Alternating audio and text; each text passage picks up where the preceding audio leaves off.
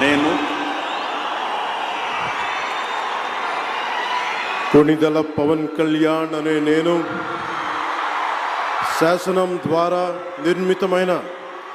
భారత రాజ్యాంగం పట్ల నిజమైన విశ్వాసం, విధేయత చూపుతానని, భారతదేశ సార్వభౌమాధికారాన్ని, సమగ్రతని కాపాడుతానని, ఆంధ్రప్రదేశ్ రాష్ట్ర మంత్రిగా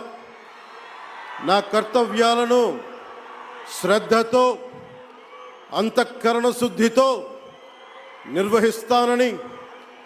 భయం కానీ, పక్షపాతం కానీ,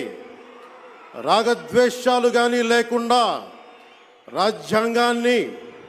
శాసనాలని అనుసరించి ప్రజలందరికీ న్యాయం చేకూరుస్తానని దైవ సాక్షిగా ప్రమాణం చేస్తున్నాను. నేను